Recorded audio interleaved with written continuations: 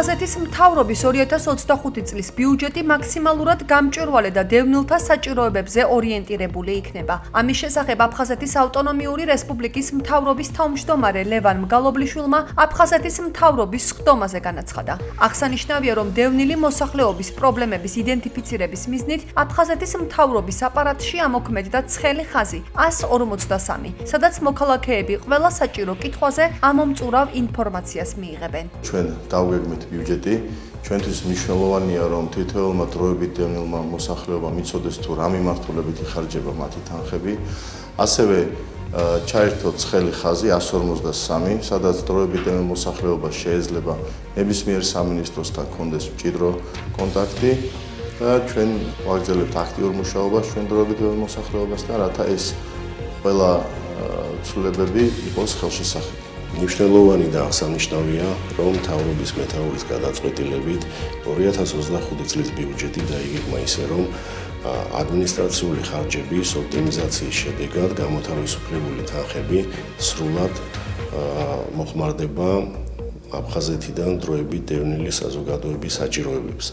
ამავე მიმართულებით დაიგეგმა და გაიწერა ყველა ის პროექტი და პროგრამა, რომელსაც სთავაზობს ჩვენი მთავრობა აფხაზეთიდან დროებით დევნილ მოსახლეობას.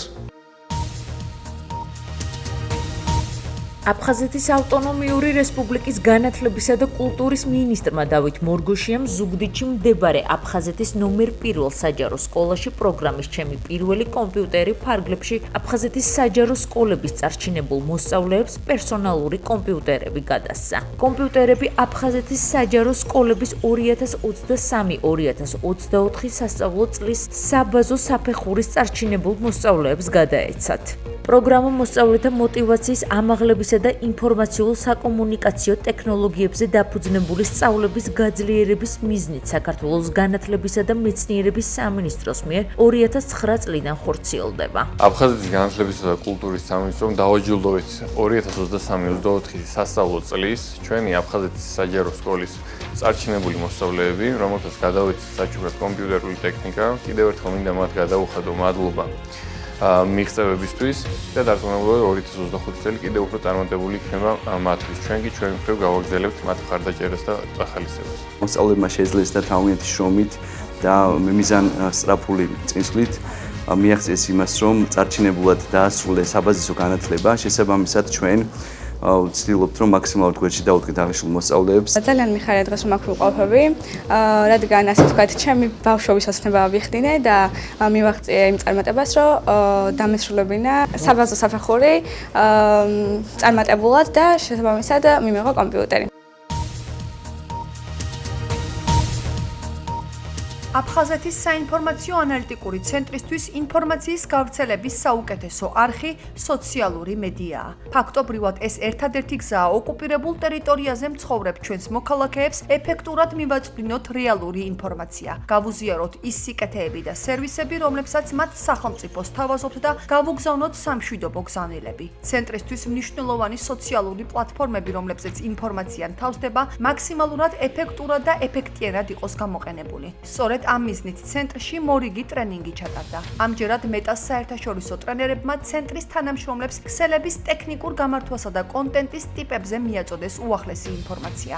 ასევე განიხილეს TikTok-ისა და Telegram-ის თავისებური მახასიათებლები და მართვის პრინციპები. ცენტრის დირექტორის ეკა წილწივაძის თქმით, თანამშრომელთა სწავლება და განვითარება მნიშვნელოვანია იმისთვის, რომ ისინი გრძნობდნენ მხარდაჭერას, დაფასებასა და შესაძლებლობებს ორგანიზაციაში. მნიშვნელოვანია კადრების მუდმივი გადამზადება, პროფესიული ცოდნის ამაღლება, რაც თავისთავად ძირითადი მიზნის მოსახლეობის უკეთ ინფორმირებულობის პირდაპირი პროპორციულია. სოციალური მედიის მართვა თანამედროვე სამყაროში ერთ-ერთი აუცილებელი და მოთხოვნადი ფაქტორია კომპანიების წარმატებისთვის. აღნიშნული ტრენინგის ფარგლებში გავიარეთ სხვადასხვა სოციალური ქსელის ინფორმაციები და დავგეგმეთ რეკომენდაციები, რათა მაქსიმალურად გაგვეუმჯობესებინათ თვალ მათგანზე მუშაობის შედეგები. აღნიშნული ინფორმაცია ძალიან დაეხმარება საინფორმაციო ანალიტიკურ ცენტრს მუშაობის გაუმჯობესებისთვის. ეს გამოცდილება, რომელიც დღეს მივიღეთ, სამუშაო პროცესში აუცილებლად დაგვეხმარება, შეგვიმსუბუქებს და რაც თავარი იმ გამოწვევების დაძლევაში დაგვეხმარება, რომელიც არსებობს ამ მიმართულებით. მსგავსი ტიპის შეხვედრები ძალიან მნიშვნელოვანია. მე პირადად საიტს ხელმძღვანელობ და შესაბამისად ძალიან ბევრი სიახლე გავიგე, რაც აქამდე არ ვიცოდი. სიახლეებს, რაც უკვე გვასწავლეს ჩვენმა ტრენერებმა, რა თქმა უნდა, დაინერგება უკვე ჩვენს საიტზეც. ლიტერატურული კონკურსის ვილაპარაკოთ აფხაზეთზე გამარჯვებულების დაჯილდოების ცერემონია გაიმართა. კონკურსის ინსპირაცია მწერალ ირაკლი შამათავას მიერ შედგენილი და გამომცემლობა ინტელექტის მიერ გამოცემული წიგნი ვილაპარაკოთ 33 ამბავი აფხაზეთზე გახდა. პროექტის მიზანი ახალგაზრდა თაობისთვის აფხაზეთზე ცოდნის გაღრმავება, ისტორიულ-კულტურული თუ სოციალური კონტექსტის და იმ ღირებულებებისა და ფასეულობების გაცნობაა, რაც საუკუნეების განმავლობაში ამყარებდა ქართულ აფხაზურ ურთიერთობებს. ლიტერატურული კონკურსი წელს მასწავლებელთა პროფესიული განვითარების ეროვნულ ცენტრთან ერთად მეოთხედ განხორციელდა. პროექტზე საუბრისას აუცილებლად უნდა აღინიშნოს, რომ მასში მონაწილეობას იღებენ ახალგაზრდები საქართველოს სხვადასხვა რეგიონებიდან, რაც კონკურსს მეტად მასშტაბურს და საინტერესოს ხდის. ნაწერები საკმაოდ სენსიტიური, გულისამაჯუყებელი და მნიშვნელოვანი იყო. აქედან ესაუბრებიან თავიანთ თანატოლებს, რომლებიც ოკუპირებულ ტერიტორიაზე ცხოვრობენ. ეს დიალოგი, მონოლოგი აუცილებლად უნდა განაგრძო. ვეტყობ, რომ ესეთი კონკურსები კიდევ მრავალჯერ განმეორდება, რადგანაც ახალთაობაში გაღვივდეს აფხაზეთზე ფიქრი, ასევე ახალმა თაობამ დაიწყოს დიალოგი წამოიწყოს ახალგაზრდებს შორის, ვინც აფხაზეთში არის. აფხაზეთის ტკივილმა ჩემდავი მოაღწია ისტორიებით, სხვა ხალხის ისტორიებით, სხვა ხალხის ტკივილი და ეს ტკივილი ჩაიღვარა ჩემში, თითოეულ ახალგაზრდაში ძალიან ბევრი მათგანი სულაც არ არის აფხაზეთის წარმოშობის და ისევ და ისევ ამ ისტორიების წყალობით ახსოვთ და არის შემორჩენილი აფხაზეთი მათ მეხსიერებაში და ძალიან მნიშვნელოვანია, რომ სწორედ აი ამ ისტორიებით მაინც შემოვინახოთ აფხაზეთი ჩვენს ცნობიერებაში, რადგან სწორედ ეს ცნობიერება მიგვიყვანს საბოლოოდ ჩვენ აფხაზეთამდე. აფხაზეთის კულტურის, სპორტისა და ახალგაზრდულ საქმეთა სააგენტოს ინიციატივით ვალერი არქანიას სახელობის არტ-გალერეაში აფხაზეთიდან დევნილი წარმატებული სპორტსმენების და დამსახურებული მწვრთნელების დაჯილდოება გაიმართა. მიმდინარე წლის საუკეთესო სპორტსმენებად დასახელდნენ ლუკა ღვინჯილია, მარიამ მურღლიანი, სარა ბენდელიანი, ნათია გადელია, ლუკა სილაგაძე, გურამ ვეკუა, ნიკა კვეკვესკერი, ირმა ხეცურიანი. სპორტის განვითარებაში შეტანილი წვლილისთვის ჯილდო გადაეცათ კობა გეგიასა და თენგიზ ნორაკიძეს. სპორტსმენების დაჯილდოების პარალელურად გაიმართა განახლებული წიგნის აფხაზეთის სპორტული ქრონიკების პრეზენტაცია. წარმატებული სპორტსმენების დაჯილდოება ყოველწლიურად იმართება. ნომინანტების შერჩევა კი სპორტული ორგანიზაციების და ფედერაციების მიერ წარდგენილი კანდიდატების საფუძველზე საგანგებოდ შექმნილი კომისიის მიერ ხორციელდება. აფხაზეთი არის გამორჩეული კუთხე საქართველოსი, რომელმაც აჩუქა არაერთი სახელოვანი სპორტსმენი ჩვენს ქვეყანას. 2025 წელი დარწმუნებული ვარ, იქნება კიდევ უფრო წარმატებული ჩვენი სპორტსმენებისთვის და ზოგადად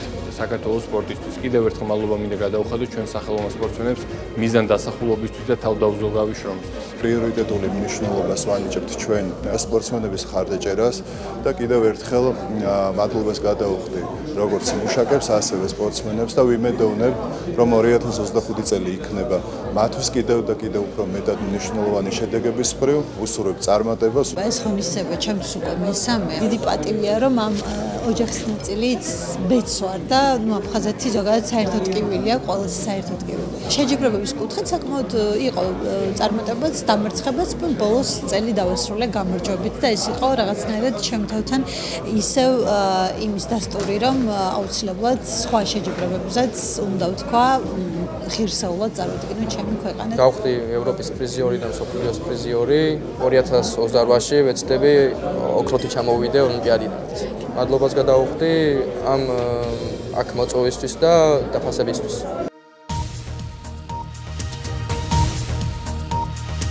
აფხაზეთის ავტონომიური რესპუბლიკის იძულებით გადაადგილებულ პირთა მინისტრმა დავით ფაცაციამ სამინისტროსო და ადგილობრივი ხელისუფლების წარმომადგენლებთან ერთად წყალტუბოში დევნილთა განსახლების ადგილას მდებარე ბაგაბაღის აღსაზრდელებს დამდეგი შობა ახალი წელი მიულოცა და საახალწლოდ საჩუქრები გადასცა. წყალტუბოს 24 ბაღის აღსაზრდელებს მიულოცეთ ახალი წელი, საჩუქრები დაურიგეთ და საოცარი ბაღია, საოცარი პირობებია, რომელთაც ალბათ ვიამაყებს ყველა აფხაზეთელი. ძალიან დიდი წარმატება და ბედნიერება განათლება უნდა უსრულო ყველა მათ პედაგოგებს, აღსაზრდელებს და მშობლებს განსაკუთრებით იმისთვის, რომ ესეთი სილამაზ და საოცარი განწყობა შექმნეს ამ ბავშვებმა და მერთმაკნას მალე სოხუმში აგვეშენებინოს ესეთ ლამაზი ბაღები. იული 20-ს ბავშვებს შობა ახალი წელი და გადავეცით დევნილების სამინისტროდან საახალწლო საჩუქრები. განსაკუთრებული მადლობა მინდა მოუხადო დევნილთა მინისტრ ბატონ დავითს ესეთი გულისხმიერებისთვის, ჩემი აღსაზრდელების დაფასებისთვის, გახარებისთვის. მე ვცნობ მათ გადადგმულ თითოეულ ღირსეულ ნაბიჯს.